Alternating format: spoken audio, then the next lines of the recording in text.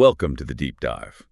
Today we are diving deep into some source material that asks a really massive question.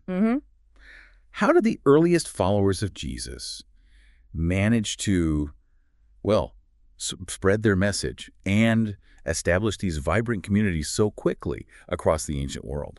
Yeah, it's almost like looking at a historical phenomenon that seems nearly impossible by today's standards, right? Exactly. So this deep dive, it's really all about unpacking the specific methods, the core vision described in these sources and figuring out why. Why, according to this material, revisiting those first century strategies might be, absolutely vital for faith communities right now. Vital, yeah. And you should get ready because this material, it brings some pretty surprising insights that really challenge how we often think about growth in church today. Definitely. Now, let's just jump right into the context this source sets up. Where does it start? Okay, so picture this. Right after Jesus leaves, this relatively small group of people, they don't just stay put in Jerusalem, not at all. Right. They just explode outwards. The source really highlights that their vision, and this comes straight from Jesus in Acts chapter 1, was to reach literally the ends of the earth. And it wasn't just like spreading information, was it? The commission was incredibly ambitious. Oh, hugely. Make disciples in every ethnia. The source points out that's a key term here. It's more than just geographic nations, It means every tribe, language, people group, even like relational networks. Then baptizing these new disciples and gathering them into new churches. New churches, not just adding to existing ones. Exactly. It wasn't about addition. The source argues it was fundamentally about creating a multiplication movement. Wow. And the speed and scale of this, that's what gets me. It's truly mind-boggling. Think about apostles like Paul and his teams. According to the source, they were planting communities at just a breathtaking pace, sometimes only staying for weeks, maybe a few months before moving on. Weeks or months. That feels, it feels incredibly counterintuitive to how we often approach establishing anything today. Right. It makes you wonder, how did anything survive after they left? Exactly. And the sheer audacity of Paul's goal. You mentioned Romans 15:20 earlier. Yeah, preaching where Christ was not yet known. Right. And this source highlights how, after his third major journey, he could actually make this astonishing claim that there was essentially, quote, no more place left for pioneer work in these huge regions like Judea, Syria, Asia Minor, Macedonia, Greece. So the groundwork was laid, effectively. That's the picture the source paints. So yeah, this incredible speed and scope, it forces the questions this material wrestles with. Okay, like what? Well, how did they operate so quickly and effectively? How did they actually connect with people in completely new places? What specifically was the core message they shared? And the survival question.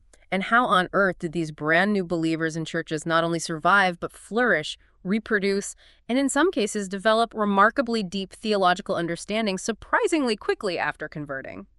Big questions. Yeah. Huge questions. Okay, so now why look back? Why look at methods from 2,000 years ago, especially when, we've seen more recent strategies from the 19th and 20th centuries maybe facing their own challenges? Well, the source material makes a really compelling case for the urgent relevance of these ancient ways today. It lays out some pretty stark challenges facing faith communities right now. Where specifically? Particularly in Western and Northern cultures, we're seeing, aging congregations, a real struggle for relevance, and frankly, church buildings having to be sold. It's happening. And it's not just a geographic thing, is it? The material talks about global issues, too. Yeah, absolutely. Globally, the material points to significant reputational damage. You see the heartbreaking abuse and bullying scandals, particularly in the global north. And then manipulative practices like the health and wealth doctrine, maybe more prevalent in the south, which often leaves people feeling like faith is just, a transaction or some kind of business model. Yeah, the source doesn't pull punches there. No, it doesn't. And it urges us not to just accept the status quo, whether that's, celebrating growth numbers happening far away while experiencing decline locally. Right. Or seeing large numbers of people walking away, even in places where attendance might look high on paper. The blunt assessment this source gives is basically what we are doing is no longer working. Oof.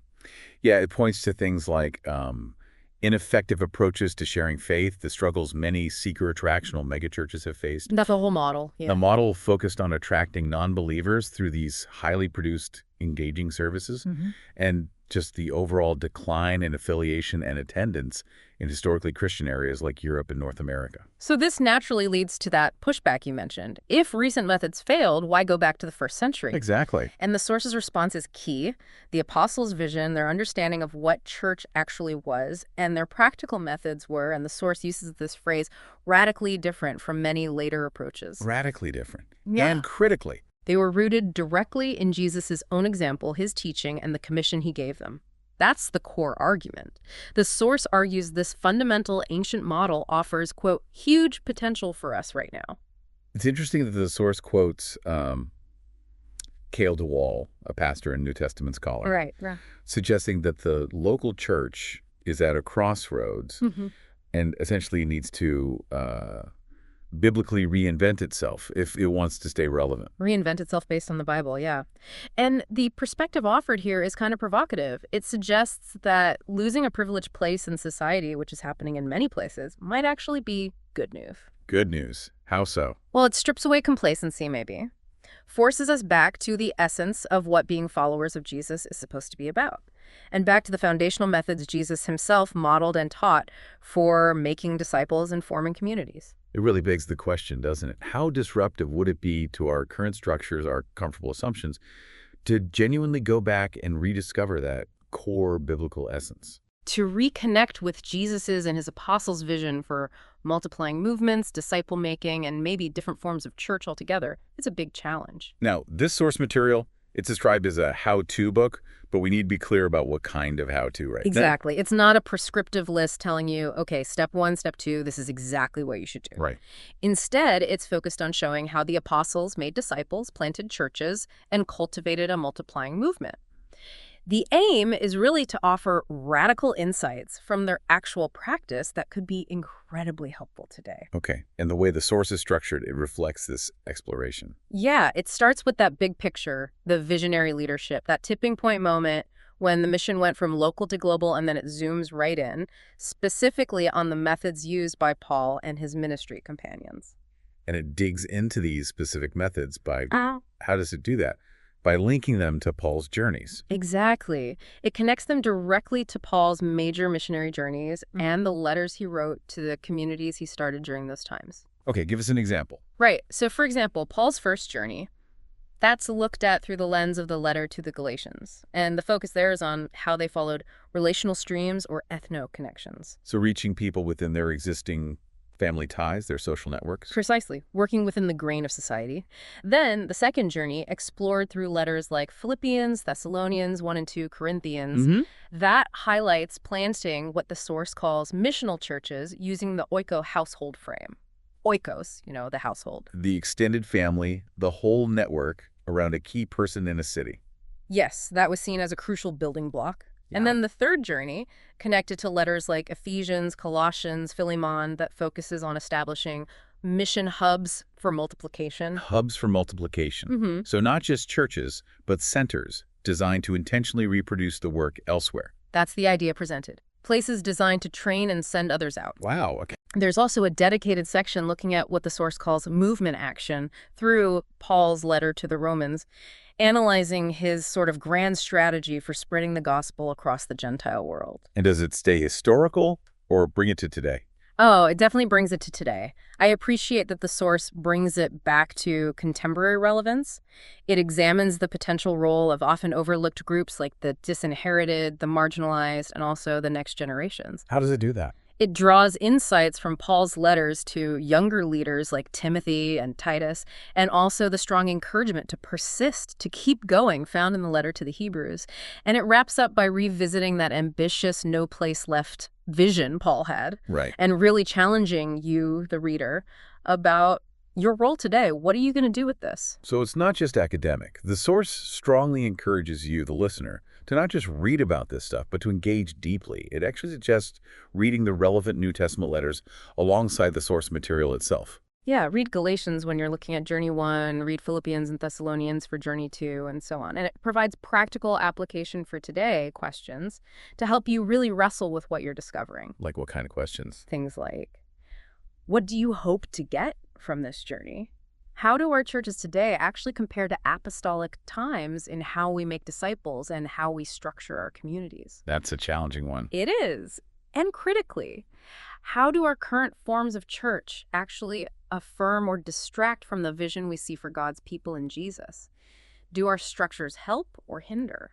It even suggests using simple discovery Bible reading questions for group discussion, doesn't it? Yeah, really practical things like what was new here? What surprised us? What didn't we understand? What insight here might we obey or apply this week? And importantly, what will we share with someone else? Make it contagious. Right, because this material isn't meant to be just an intellectual exercise. Yeah. The call from the source is clearly to be proactive. Yeah, to actually take these discoveries and try to implement them. Okay, so if we boil it all down, the core takeaway from this source material seems to be this. The significant challenges facing communities of faith today, they might not be a sign of terminal decline, Right.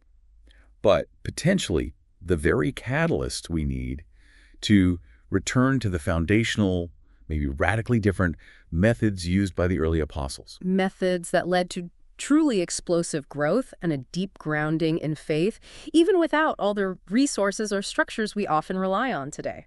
Yeah. So here's maybe the final thought to leave you with. If the early church, operating without buildings, without big budgets, without any kind of privileged status in society, if they achieved such staggering results by focusing on deeply making disciples within people's natural networks, their oikos, and forming simple reproducing communities centered on Jesus' teachings. Yeah. What does that suggest? What does that suggest about where true transformation and lasting growth really begin, regardless of the century we happen to be living in? It really makes you think, doesn't it? Where does the power actually lie?